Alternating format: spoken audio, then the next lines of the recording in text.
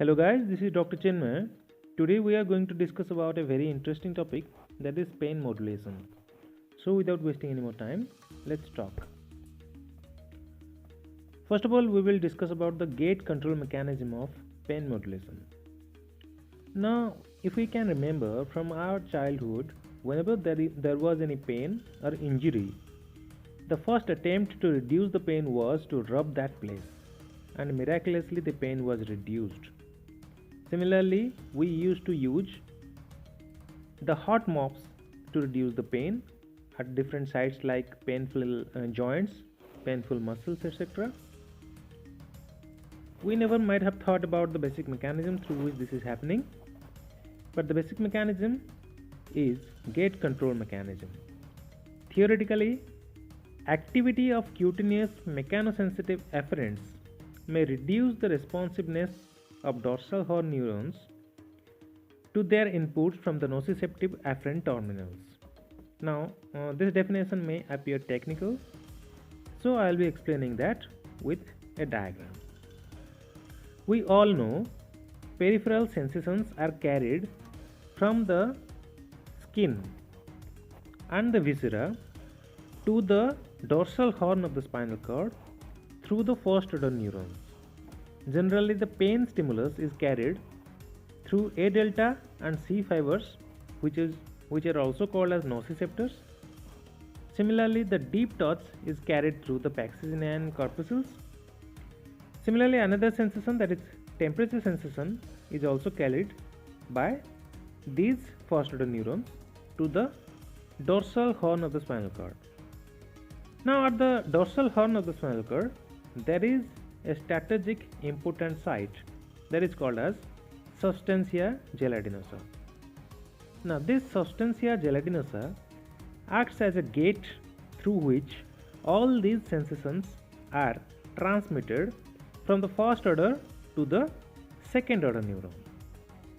Now, the second order neuron is also called as ventrolateral spinothalamic tract, and we all know that this ventrolateral spinothalamic tract carries primarily the pain sensation, then crude touch or deep touch, and temperature sensations.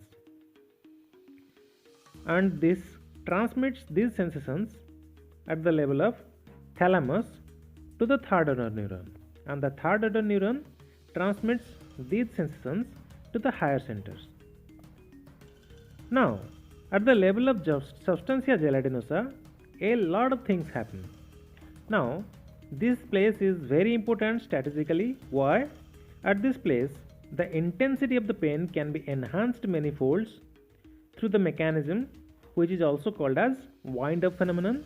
We have already discussed that, and if anybody have missed that, they can click the I button above. Then, the intensity of the pain can be reduced also at the level of substantia gelatinosa through the gate control mechanism and also through the opioid mechanism of interneurons. So, what is the gate control mechanism?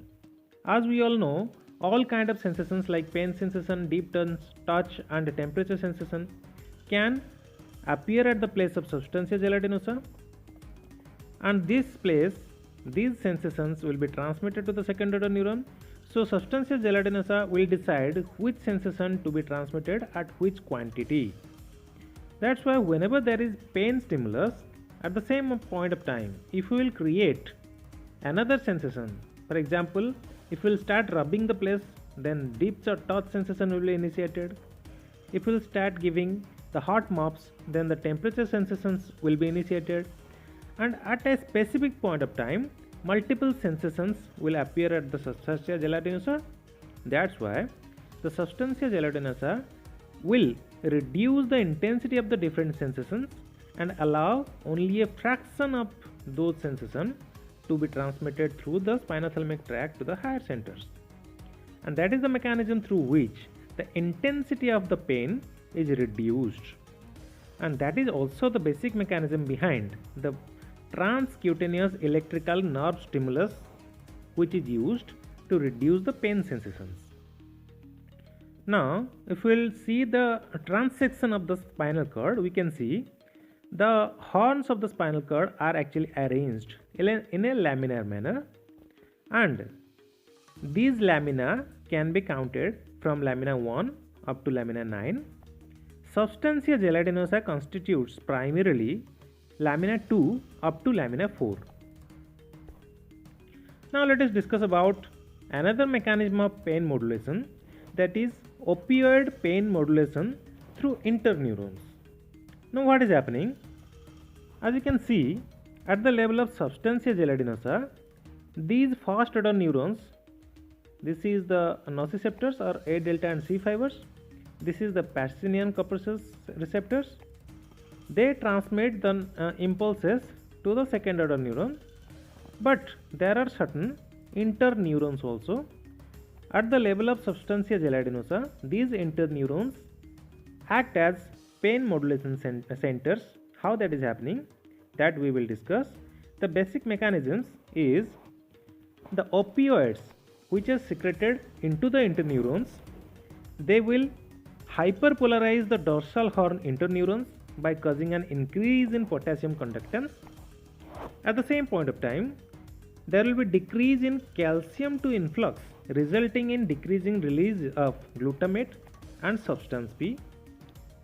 As a result, there is decrease in the amplitude of the excitatory postsynaptic potential produced by the stimulation of the nociceptors. Now let us discuss in detail what is happening. This is the first order neuron. Once the impulse reaches at this nerve end plate, there will be influx of the calcium 2 plus. Due to the influx of the calcium 2 plus, these vesicles which contains the neurotransmitters like glutamate and substance P etc., they will release the neurotransmitters into the nerve end plate. Those neurotransmitters will increase the calcium permeability of the postsynaptic plate, and due to which there is a depolarization and another impulse is generated which is transmitted.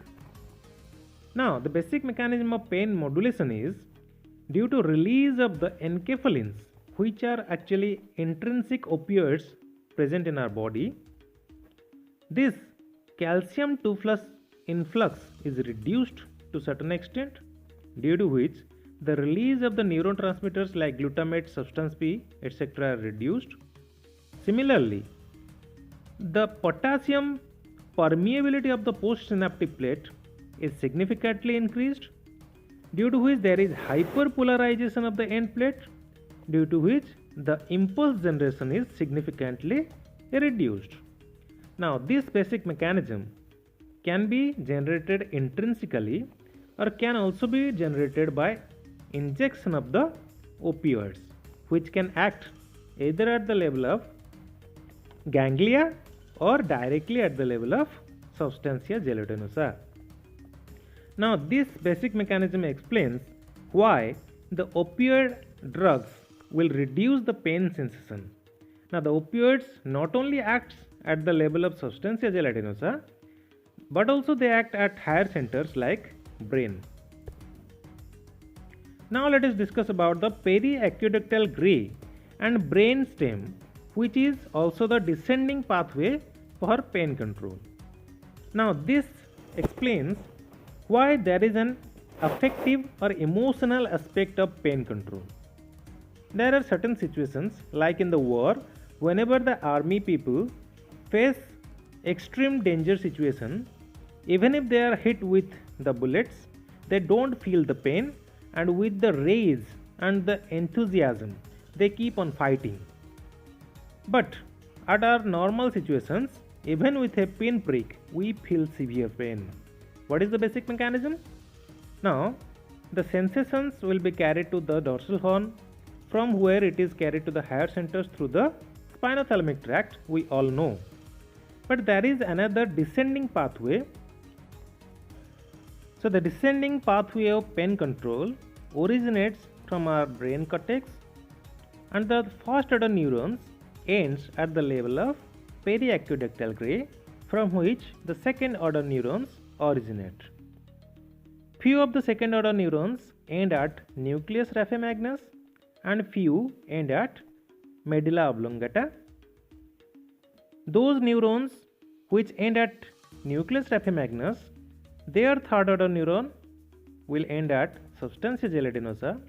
Similarly, neurons which are transmitted via the medulla oblongata will also end at the level of substantia gelatinosa. So there are two basic pathways.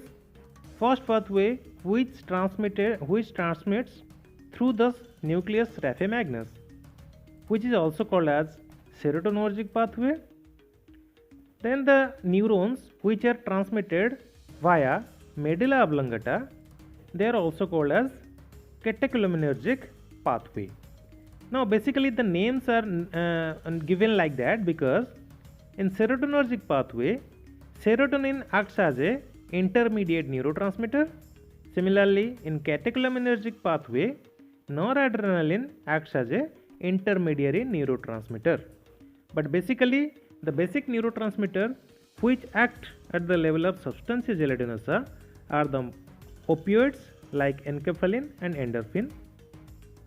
The basic mechanism is whatever pain sensation is carried to the central nervous system, the brain will decide what should be the intensity of the pain that we should feel, and that intensity of the pain is controlled at different levels such as periaqueductal gray matter, nucleus raffimagnus, medulla oblongata, and more specifically the dorsal horn of the spinal cord, and precisely we can say that the substantia gelatinosa.